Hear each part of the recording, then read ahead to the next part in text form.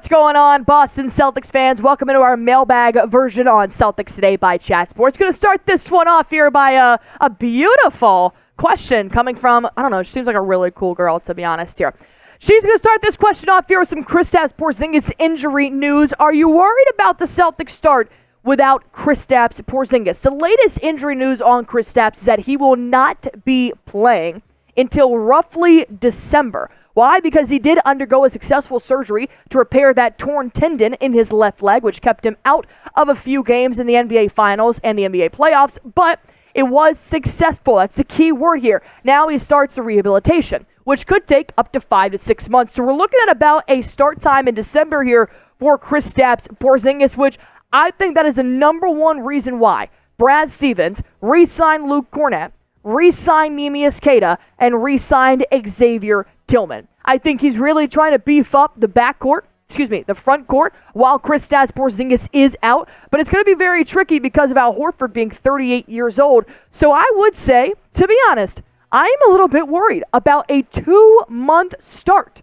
1.5, I guess you could say, depending on when he does return in December, without Tingus Pingus. I think it's going to be interesting seeing how Al Horford can play, how many minutes, if Luke Kornet elevates his game, because that's not the end-all, be-all at the beginning of the season, but it is a very tough time. So I am a little bit worried, but I do know Kristaps Porzingis will come back as soon as he possibly can. We got more questions to discuss here, but first things first, Celtics Today is going live once a week in the off-season, every single Thursday at 5 p.m. Eastern Time. If you guys want to be a part of that, come join us, come hang out on your commute home from your 9 to 5. Go on ahead and hit that sub button for me.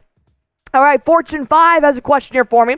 What do you think will happen after all of our starters' contracts are expired? Well, the lucky part for the Celtics is that I have to think way ahead in the future for this to happen. Kristaps Porzingis is the next contract to expire, and that's at the end of the 2026 NBA season. So that's the beauty of it. You got Jason Tatum, next 5 years. Derek White, 4 years. Drew Holiday, 4 years. Brown, 4 years. It's going to be beautiful for the next couple of years, but it will be very scary once that does expire. So what do I think is going to happen after all that? Well, you're going to have Jason Tatum and Jaylen Brown in their 30s, Kristaps Porzingis in his 30s, Derek White, who now just turned 30. Holiday will probably be expired. It's going to be a very different Boston Celtics team, because that does also have to happen if the Celtics stay together. As long as Brad Stevens is the GM, I think we're in a really, really good place. Boston Bob, the A1 Day 1, coming in here with a question saying, who are our biggest threats in the East next season? I love this question. Why? Because the New York Knicks and the Philadelphia 76ers have made substantial moves in the offseason.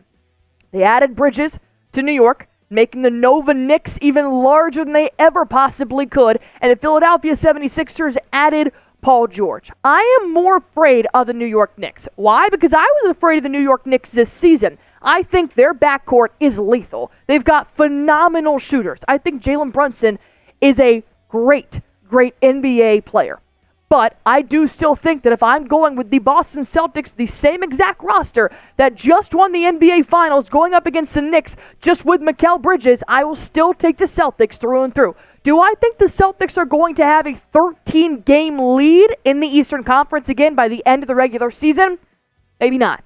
But as long as they end up in first, then I'm okay with that. But whoever they do play in the Eastern Conference Finals, I have no doubt they'll get back there, it's going to be a showdown. All right, with that being said, I want you guys going ahead and get this latest gear on Jason Tatum. If you guys just watched the exhibition match, you saw Jason Tatum crossing up Shea. I loved it. I needed it. And I want to rep it. If you guys want to rep Jason Tatum on Team USA, go on ahead and do so right now using chatsports.com/TatumUSA. This is going to get you guys this great deal right now on this Nike shirt from Team USA. Rocking the number 10, rocking Mamba mentality. This is the number Kobe Bryant wore when he played for USA. Jason Tatum is trying to represent Kobe Bryant and America on his chest right now. So if you guys want to get this jersey, go to chatsports.com/TatumUSA. Another great question coming in here from Celtic Grader. How many minutes does our first round pick get next season? Well, our first round pick is Baylor Scheierman. He's coming out of Creighton, and he is a lethal shooter. Think of Sam Hauser, and now this is Sam Hauser, but younger. I love what Baylor Scheierman brings to the court. He's a great two-way player. He is aggressive. He's got that tenacity. You see his highlights, and at least one play in his highlight reel has him diving on the floor, getting the ball, making the play. I love that in any player. Not to mention, Joe Mazzulla already told him what to do. Catch the ball and shoot threes. So he knows what he is bound to do at that wing position, as he's a pretty good size as well. I believe he's about 6'8". I could be wrong on that, but I do think Baylor Scheierman is going to earn himself a role in this rotation. Will he be a starter? No. Will he be a bench player? Will he be a garbage time player? Probably.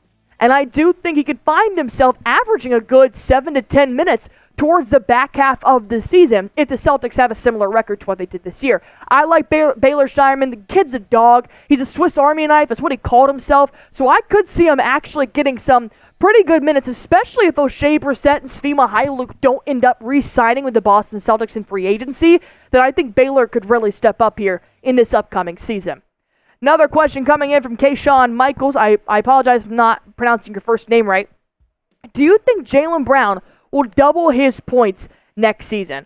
Let me look up his points real quick right now, because let me tell you, I do think what's happening with Team USA and everything that just happened in the championship, there is a chip on Jaylen Brown's shoulder. He is averaging 23 points per game last year for the Boston Celtics. Does he double that?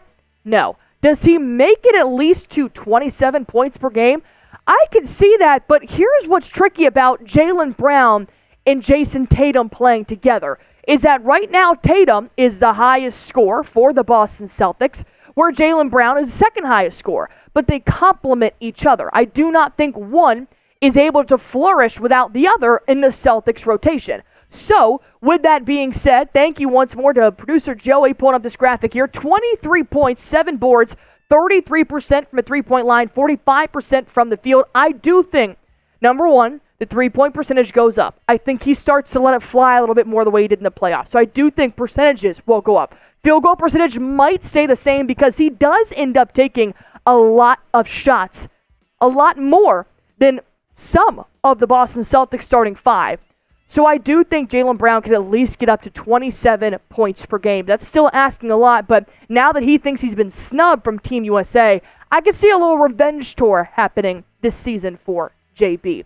Maya's World coming in with how would you grade the Celtics season and also the offseason? Well, obviously the Celtics season is an A+, an A+ with a ring on it. I mean, you can't do any better than NBA champions. It was beautiful what they did from the first game to the last. Brad Stevens should be the MVP of the season. And the offseason, to be honest. I do think it's a little strange they haven't even considered, or I haven't even seen a single rumor out there about possibly bringing in somebody on a vet minimum, somebody in from the outside. He has only extended 2 Celtics, Tatum and White. And he's re-signed Kornet, Queta, and Tillman. That's it. He's literally bringing back the same roster that just won him a championship. I see no problem with it. But you got to know, teams around you are getting better as they're adding outside players. So I'm going to give their offseason an A so far. I love what he's done, but I want to see if there's a little bit more out there. And with that being said, name a player you want the Celtics to sign in free agency. There's not a lot left that is worth the money or the time. But name a player you guys want to see in the Boston Celtics uniform once more in the comments section down below. Smitty may not be here this week, but it looks like he's still very intrigued to the Boston Celtics. Will the Celtics add any outside talent? Well, that's so funny you say that, Smitty, because we just asked the question of who do you guys want to sign in free agency?